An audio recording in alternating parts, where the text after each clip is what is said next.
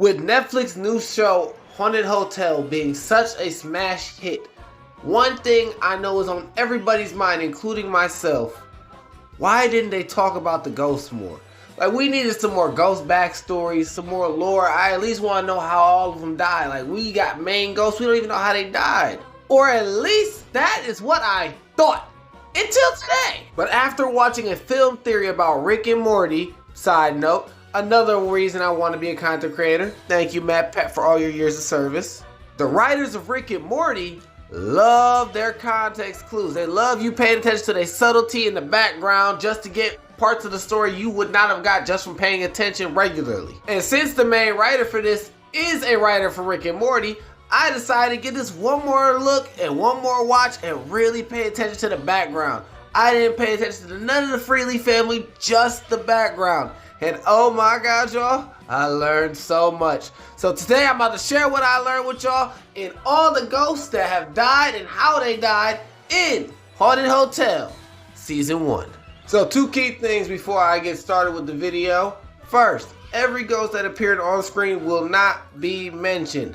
Yeah, I get it. It's all the ghosts, Yeah, no, eat me. But the ghosts whose deaths have been either explicitly told to us, are extremely obvious, or I have found the clues to help me theorize what their end came to, will be part of this list, so please enjoy that. And to make recording this easier on myself, I'll be separating them into 2 categories. Obvious deaths, which are the characters who either explicitly told us how they died, or of course that's how they died. And the theorized deaths, the ones where I had to take clues and really look into the show to figure out. So, with that being said, let's get into this list. Starting with a very dishonorable mention, Doug. Now Doug lied to us instantly and got called out on it. So yeah, I don't even want to put you on the list anywhere else, Doug. You are just a dishonorable mention. Foot to the butt. Next is Doug's victim. Little is known about this character, not even a name. But what we do know, Doug did it. Next is Fat Tony. Fat Tony was a mafia boss who seemingly was set up and gunned down in the hotel by police. Man, he just wanted his money. Next is Jim the electrician.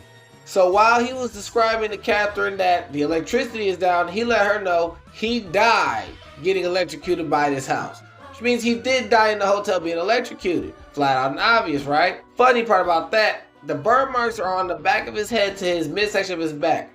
I believe one of the ghosts scared him and he fell back and got electrocuted. And I'm just saying, I'd be so pissed off. I'd be fighting that ghost every day. Which is probably why he always putting hands on the Pioneer ghost. That's probably who scared him. But that'll put him in the theories. His death was obvious. He got electrocuted. Okay, this one's just a funny one for me, but the animal catcher, the dog, the cat, and the mouse all fell off the cliff during a foggy night. That's just funny to me, but their deaths were mentioned.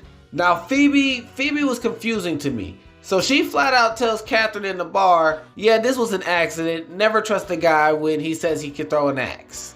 But like 3 minutes before that, Abaddon found the hatchet, her body, and everything in an unmarked shallow grave. But either way it goes, she was murdered by a guy with a hatchet. So she died by hatchet. Josiah was just feeding himself to the monster. Like, he wrote in his book, like, he kept giving it his flesh, and like, it tried to eat Nathan and Ben and Abaddon, who are all human or in human forms at least. So yeah, he fed himself to a monster. That's just weird. And from weird to sad, we move on to Oscar. Phoebe's hippie friend from probably the 70s. He died by getting chased by a fox into a well. At least the fox died first. Oh shit, the sad train just keeps on rolling. Next is Randy. Randy died after screaming that he's a virgin to a serial killer and made the serial killer say, oh, I don't fuck with virgins. Decided to turn around and laugh and tripped over a tree branch and broke his neck. Sad. Just sad. Next is the Flying Robertsons. So we don't know much about them. All we know is they were an amazing circus family and they all died in a freak trapeze accident. Well, no Robin for this family. Angela, or as she likes to be called, the Hallway Streaker, is one of my favorite characters. And I can't wait to see more of her in the next season because I know they're going to put more emphasis on the ghost. And she died in a fucked up way though. She fell out of an apple tree and now anytime she sees fruit, it reminds her of her trauma and she shrieks at it. But dang, Angela. Another one of my personal favorite characters from the first season, Patrick Pumpkin. Now from his song, he died when a pumpkin fell and knocked his head off. That's how he died, and I really hope when he dropped that little staff and he melted, he ain't died for real, because oh my god, I need more Patrick Pumpkin. And rounding off my obvious deaths with two characters I really don't like. Dr. Friedrich, he got kicked by a horse. He's an asshole, he deserved it. And finally, for the obvious deaths, Aunt Rose.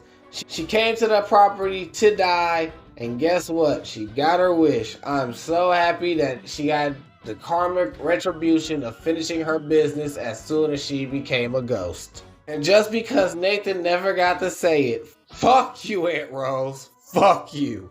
Now, I only have 5 ghosts I have theories on and found clues to make my guesses. My very, very educated guesses in this regard. Educated meaning I watched a whole lot of the show to try to get to this, but y'all understand my meaning. So Nathan Freely, they explicitly say that he offed himself.